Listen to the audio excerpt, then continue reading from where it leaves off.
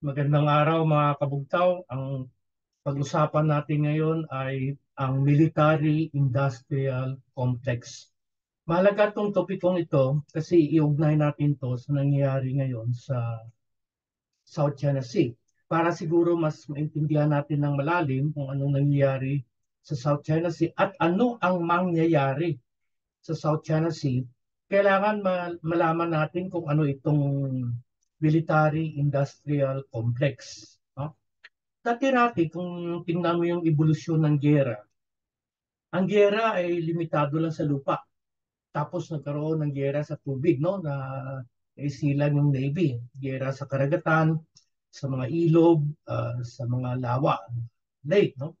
Nung naimbento ng mga Wright brothers yung eroplano noong 1905, lumawak yung arena, no? War arena sa kahanginan, no? Ngayon, mas lalong lumawak, no? So dati, land, sea, air. Tapos nagkaroon ng tinatawag na inner space. Isa pang nadagdag na arena. Ang inner space, yan ang including dyan, kasali dyan ang biological warfare, saka psychological warfare, no? Mga virus, mga psychological operation tulad ng Project Atlantis ng CIA noon, saka Paperclip, no? Kung saan yung mga German scientists inismagol nila o dinala nila sa Amerika para mag-develop ng mga war technology at kasama doon yung psychological warfare. Tapos, nung panahon ni Reagan, nadagdagan pa ng isang arena, yung outer space, yung Star Wars program ni Reagan na originally designed na mag-shoot down ng mga intercontinental ballistic missile or war of satellites, even espionage, no?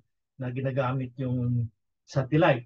At nung lumaganap na yung mga computer, nagkaroon pa ng isang arena, yung cyberspace, no? Computer hacking sa cyberspace, hindi mo na kailangan ng Air Force, hindi mo na kailangan ng Navy or Army. Pwede mo i-cripple yung ekonomiya, yung power supply, yung industry ng isang bansa, kung ma-hack mo, yung banking, lalo na yung banking uh, ng system ng isang bansa, pag na-hack mo yung computer network nila, no? So, anim na yan, no? Land, sea, air, inner space, outer space, and cyberspace. Sa lahat na ito ay kasali dyan ang tinatawag na military-industrial complex. Ano ba ito? Ang military-industrial complex ay unang pinangalanan ni Dwight Eisenhower, isang dating general at naging presidente man rin ng Estados Unidos. By the way, si Eisenhower na-assign pala yun sa Pilipinas dati, before the Second World War, no? Naging aide siya ni General MacArthur nung hindi pa nag-retire si MacArthur. Nag-retire kasi si MacArthur tapos ni-revive lang ni-reactivate lang, ni-reinstate lang nung Second World War. So, na-assign yan dito. Kasi nung pangalawang pandigmaan, pandaigdig, no? Lalo na yung panahon ni Franklin Roosevelt, nakita ni Eisenhower na may isang creature, no? May isang nilalang na parang uh, lumalaki, nag-evolve na maging isang dambuhala o maging monster at ito ay tinawag niyang military-industrial complex. Saan ba nagsimula to? No? Nung panahon ni Roosevelt, mayroon siyang cash and carry program. Parang yung nalala ko, cash and carry, and grocery yan. Diyan lagi ako nag-grocery sa cash and carry. Itong cash and carry program ni Roosevelt, no? Uh, tinatag to, no, nung in-invade ng Germany ang Poland. At doon nagsimula na magbenta ng armas ang Estados Unidos sa France tsaka sa Britain ng mga armas. Kasi sabi ko nga dati lang ng ano, nung World War I, mag-backtrack ako ng konti, doon nagsimula yung industrialization war. Dati yung mga armas, siyempre, yung Ripley, yung revolver, no? Tapos, alam naman natin, nag-evolve yung technology ng mga rifles, saka mga sidearms, no? And ang pag-evolve din ng paggamit ng mga kanyon. Matagal yung kanyon, 16th century pa, no? Parang pa ni Magellan gumagamit. Pero kailang yung mga howitzer, yung mga tawag dito, yung mga kalimutan ko yung pangalan. Basta malalaking kanyon, saka yung pahulog-hulog ba. Anyway, um, pero naging industrialized ang war nung na-develop yung mga tangke. Kasi tangke, siyempre. Kasi ang tangke, ano yan eh, nag-evolve din yan dahil sa pagka-invento ng automobile, no, ng kotse. Tapos, siyempre, ang pagka-invento ng eroplano, ginamit na rin ng eroplano sa digmaan. Dati may nakita ko mga picture, mga video, lumang-luma na yung Air Force nila noon, yung mga biplane pa, yung mga kahoy tsaka tela ng eroplano, tapos yung mga bomba, hinuhulog pa ng kamay. No? Tapos sumasakay sa eroplano, tapos either yung piloto o yung kasama niya, naghumuhulog ng bomba gamit ang kamay sa mga kampo ng mga kalaban, no? Ngayon, ano na, masyadong sophisticado na, no? Nasilang yung Air Force, saka siyempre yung Navy. Ganon din ang barko. Panahon pa ni Magellan, may mga galleon na, no? May mga warship. Pero yun, nag-evolve din, no? Nag-evolve din ang Navy, yung mga, saka yung mga armaments nila. Dati, ano lang, mga kanyon lang, no? Pero ngayon, ano na, mga missile na. Lalo na yung electronic naval ship, ang tawag doon, yung Aegis, no? Aegis missile ship, purely electronic, no? Very accurate, no? Okay. So, yun, nagsimula noon. Then pagkatapos ng pangalang pandaigdig, ano pala, magandang negosyo tong gera, no? Tapos nakita ni Eisenhower, nagkaroon ng parang unholy alliance between the Department of Defense or Pentagon, Congress, and military contractors, yung mga gumagawa ng mga armas. Hanggang ngayon, nangyayari yan. No? Itong mga military contractors gumagastos ng bilyon-bilyon para contribution sa mga tatakbong kongresista at presidente. At pag nanalo sila, siyempre, beholden na sila sa mga military contractor. So ang military-industrial complex, yan ang unholy alliance ng Pentagon, Congress, tsaka defense contractor. At hindi lang yan, malawak yan kasi ang military-industrial complex, kasama dyan mga bangko, akadin, no? Bangko tulad ng Citibank, mga financial institution tulad ng Goldman and Sachs, no? JP Morgan, kasama dyan. Academe, Harvard, MIT, Caltech, California Technology. Kung nanonood kayo ng The Big Bang Theory, naalala ko si Leonard no. May project financed by defense contractor to develop rocket fuel. Nalala ko yun. So, Caltech, no, develop yan. At saka mga iba pang business corporation. Even Microsoft and Apple. Mga research institution tulad ng DARPA or BellX. And media. No, CBS Fox, CNN. Kasama yan sa paghubog. Kasi sabi ko nga, isa dyan ay inner space, no, psychological warfare. Mga NGO tulad ng CSIS, Center for Strategic International Studies.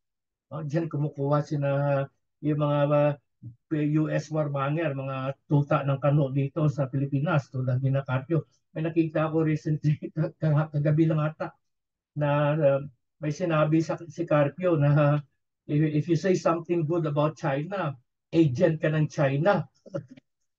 You know, tulad ko halimbawa, hindi naman ako pro-China or talagang anti-US. Although anti-US ako, pero ang interest ko talaga ay prosperity and I'm only stating the facts. Tulad ngayon, marami sa Facebook, may parang mapa tapos din-drawing doon na yung EEC natin, teritoryo doon natin. Well, number one, nasabi ko na, ulitin ko lang, no?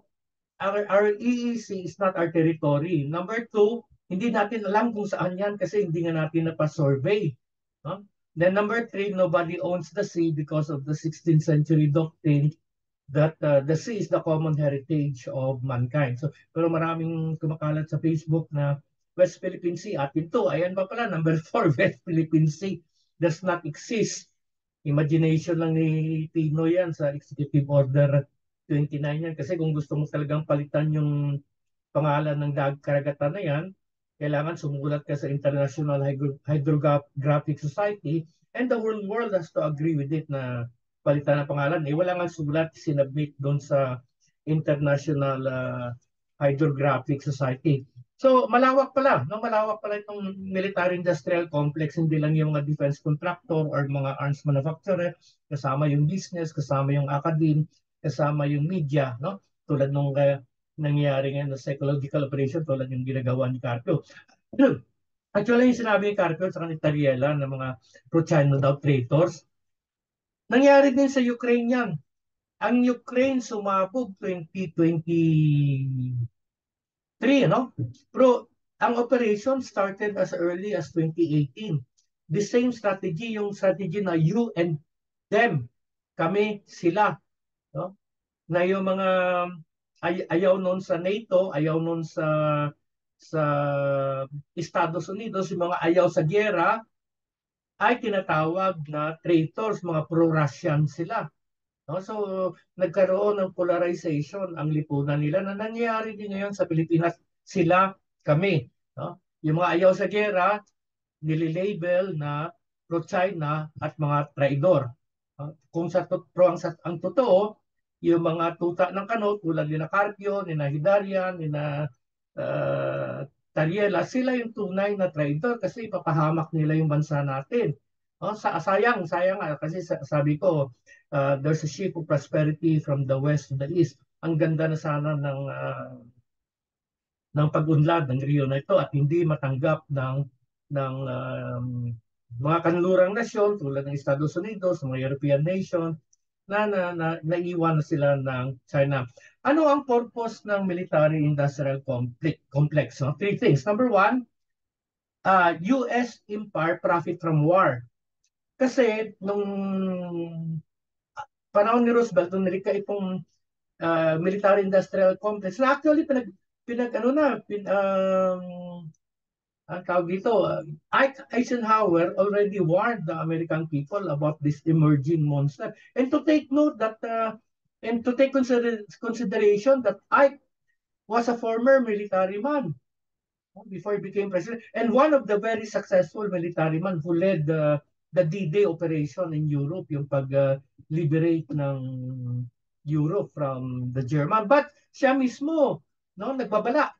Delikado itong military industrial complex kasi from a business economy America naging war economy. Hanggang ngayon, nabubuhay sa digmaan ang ekonomiya ng Amerikano. Pero actually, yung nabubuhay dyan, hindi ang American people, kundi ang itong military-industrial complex na kontrolado ng mga economic elite.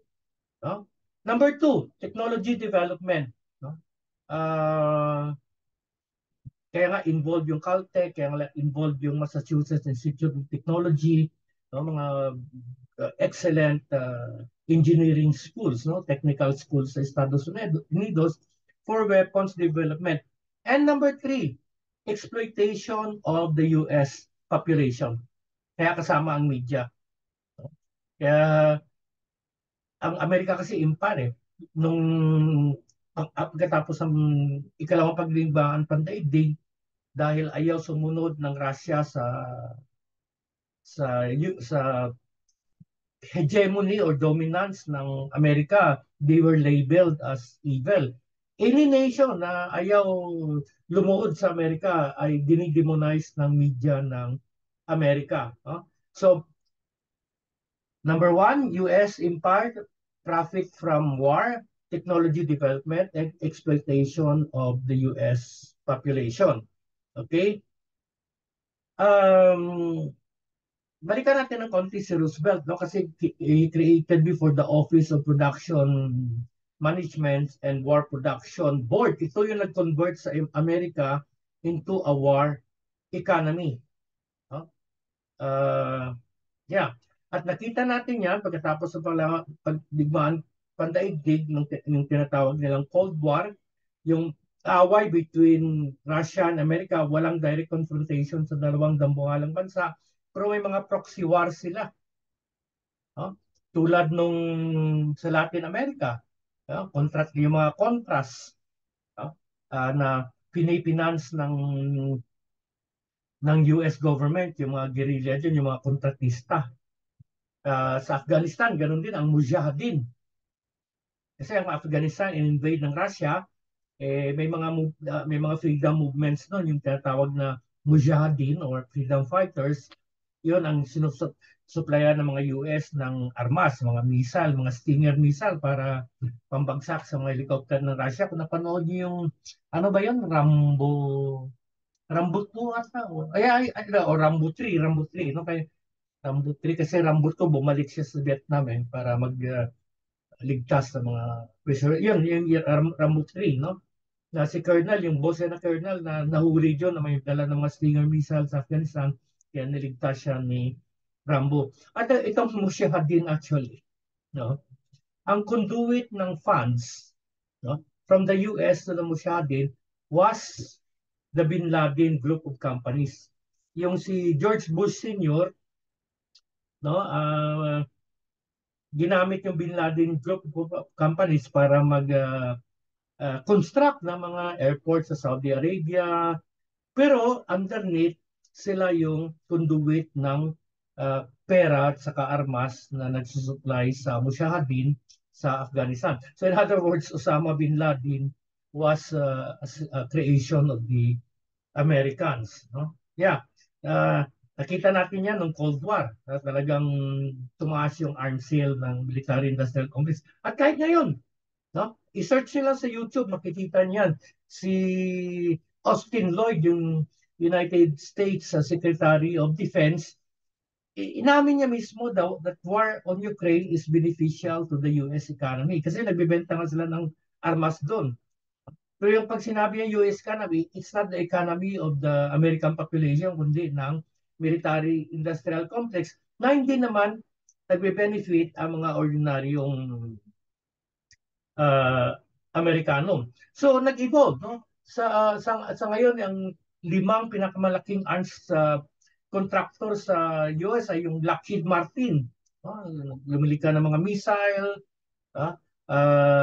RTX Corporation, no? Ganun din mga eroplano, Smart Defense System, yung mga Iron Core nila, yung mga missile interceptor nila, Northrop Grumman, no? Aerospace System, Boeing, lumilikha ng mga eroplano, ay into arms manufacturing din. No? Nagmamanufacture sila ng rockets, satellites, saka missiles. At General Dynamics, GE. Ang GE, lumilikha din yan ng mga makina ng eroplano. Pero ganun din mga warplanes tulad ng F-16. No? So ito, mga malalaki, Lockheed, RTX, Northrop, Boeing and General Dynamics. Imagine, no? Gumagastos ang Amerika ng billion-billion. Recently lang, no? 842 billion US dollars.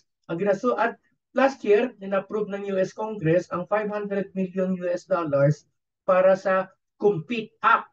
Pinaganda lang yung pangalan, pero yung Compete Act is actually an operation to malign China.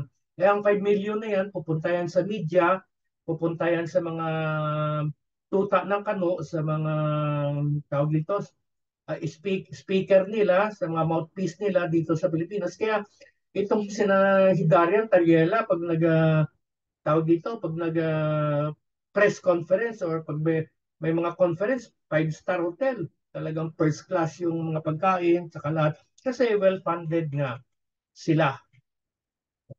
So, Ganon din sa ABS, mga mainstream media, kaya wala kang marinig na matino tungkol sa China sa mga mainstream media nila kasi talagang talagang well-funded sila. No?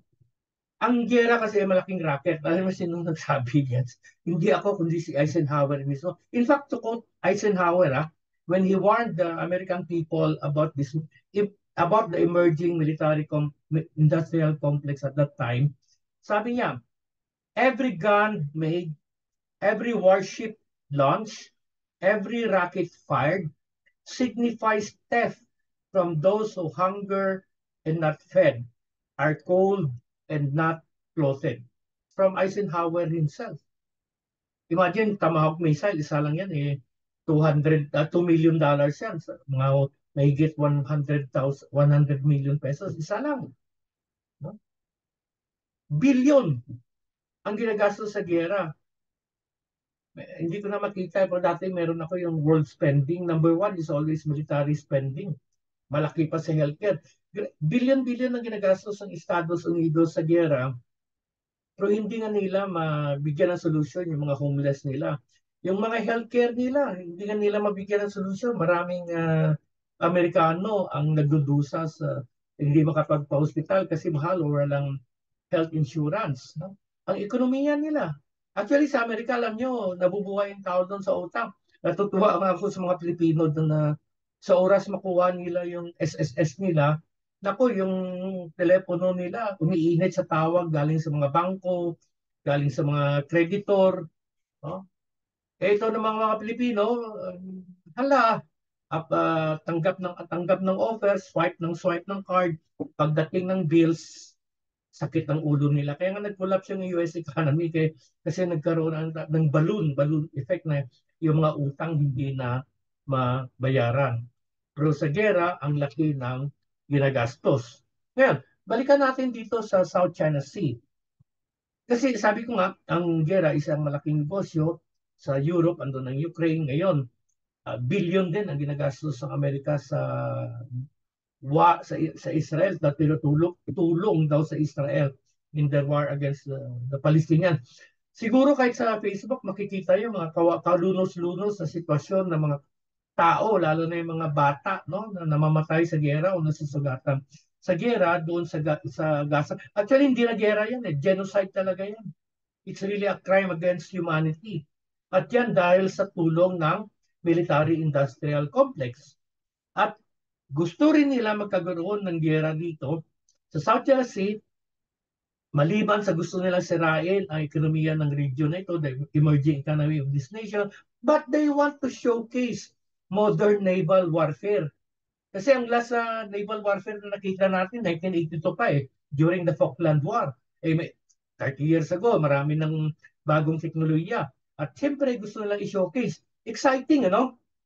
Exciting na maraming namamatay. Pero totoo yan. Para sa ibang tao, lalo na sa mga economic elite na member ng military industrial complex, para sa kanila exciting yan. No, andon sila sa komportable nilang mga kwarto, umiinom ng cognac, kumakain ng peanuts or popcorn, pinapanood ang gera, maraming namamatay. Sa kanila, habang habang naglalance ng rocket ang naval ship or humuhulog ng bomba or uh, nagpa-fire ng missile yung mga fighter plane, ang mata nila gumaganito, kaching, kaching, kaching, meaning pera, pera, pera, no? Profit, profit para sa kanila. Wala silang pakialam sa mga buhay na nalulunos. Wala silang pakialam sa pagdudusa ng mga tao na namamatay sa gera. No? Kasi sa kanila ito ay isang business lamang. At saka actually may mas malalim na spiritual dimension yan. Pero hindi ko na-discussion dito. Kung gusto nyo, i-search na lang ako sa YouTube, Celso Kainglet, no? Then, ang title, Brotherhood of the Beast. Diyan ko pinaliwanag itong mga economic elite na ito na mga satanista pala ito, ng mga may wino-worship na spirito. Kasi kahit si St. Paul nagsabi sa Ephesians 6:12, our enemies are not of the flesh but principalities of the air. So that's another topic. Ang sa akin lang na talagang gambuhala itong military-industrial complex. Uh,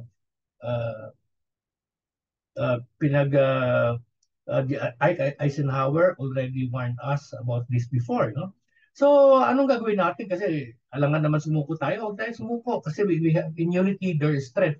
Sa Amerika rin kasi kahit i-Google nyo, maraming mga peace advocates na mga grupo at saka mga tao, no? Na alam nila itong military-industrial complex, alam nila na gumagastos ang gobyerno nila ng bilyon-bilyon sa giyera, pero hindi nga maalagaan ang mga citizen nila.